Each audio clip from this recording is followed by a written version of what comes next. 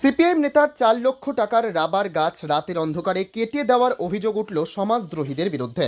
CPM নেতা দেবল চৌধুরী অভিযোগ করে বললেন, রাতের অন্ধকারে একদল দুষ্কৃতীরা কিংবা এলাকার সমাজদ্রোহী হিসেবে পরিচিত কিছু উচ্ছৃঙ্খল যুবক তার পুরাথল রাজনগর এলাকায় রাবার বাগানের মধ্যে নেশা করে পরবর্তী সময়ে দা দিয়ে তার প্রায় 400-র অধিক রাবার গাছ কেটে দেয়। সকালবেলায় সিপিএম নেতা দেবল চৌধুরীর রাবার বাগানের পাশে অন্যান্য রাবার বাগানের মালিকরা যখন যায়, সেই সময় গিয়ে তারা দেখতে পায় সিপিএম নেতা দেবল চৌধুরীর রাবার গাছগুলি কাটা অবস্থায় পড়ে রয়েছে। এমন সময় সিপিএম নেতা দেবল চৌধুরী খবর পেয়ে তার রাবার বাগানে তড়িঘড়ি ছুটে গিয়ে দেখতে পায় তার রাবার বাগানের প্রায় 400-র অধিক রাবার গাছ দুষ্কৃতীরা কেটে ফেলে দিয়েছে। রাবার বাগানের ক্ষতিগ্রস্ত অবস্থা দেখে সিপিএম নেতা দেবল চৌধুরী কান্নায় ভেঙে পড়েন। পরবর্তী সময়ে সিপিএম নেতা দেবল চৌধুরী ত্রিপুরা সিপাহীজলা জেলা মধুপুর থানার পুলিশের নিকট দ্বারস্থ হয়। তিনি আরও বলেন, যারা ওনার রাবার বাগান নষ্ট করেছে তারা এলাকার সমাজদ্রোহী কিংবা দুষ্কৃতী হিসেবে পরিচিত। তিনি এই ঘটনায় পুলিশ প্রশাসনের নিকট দাবি রাখেন সুষ্ঠু তদন্তক্রমে অভিযুক্ত সমাজদ্রোহীদের বিরুদ্ধে যাতে কঠোর শাস্তির ব্যবস্থা নেওয়া হয়, যাতে আগামী দিন এলাকার মধ্যে এরূপ ঘটনার পুনরায় সংগঠিত না হয়। আজকে সকালে আমাদের বাগানের পাশে বাগান আছে, তারা বাগান কাটতে আয়া দেহে আমাদের বাগানের গাছ কাটতে একটা ফেলে রাখছে।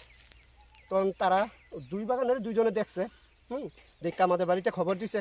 খবর দেওয়ানোর পরে আমরা বাড়ির লোক বাগানে আইছি। আয়া দেখি আমরা দুটা বাগানের মধ্যে 400 মতন গাছ আসলো। ওই তো 20-25টা গাছ আছে, আর সব গাছই কাটতে ফেলে রাখছে। গতকাল রাত্রে, সম্ভবত গতকাল রাত্রেবেলা কে বা কারা করছে আমরা তো আর কেউ দেখছি না।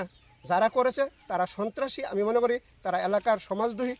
প্রশাসনের কাছে আমার একটা অনুরোধ থাকবো, প্রশাসন যাতে সুস্থ তদন্ত কমে মূল অভিযুক্তদেরকে গ্রেপ্তার করে দৃষ্টান্তমূলক শাস্তির ব্যবস্থা করে, আর এলাকাতে যেমন এই ধরনের ঘটনা না ঘটে প্রশাসন যাতে একটু সজাগ দৃষ্টি থাকে। আপনার কি মনে হয় ঘটনাটা?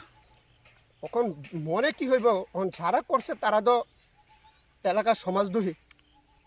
যারা করছে তারা সমাজদ্রোহী কী কারণে এই কাজ করছে তারা কইতে পারবো। এমনি কোনো অন্য দলের সমর্থক অথবা রাজনীতি কোনো উৎস থাকতে পারে এটার মধ্যে? না, আমার এই ধরনের কোনো মনে হয় না। রাজনীতির বিষয় না, যারা করছেন কে বা কারা করছে এটা আমি কইতে পারতাম না।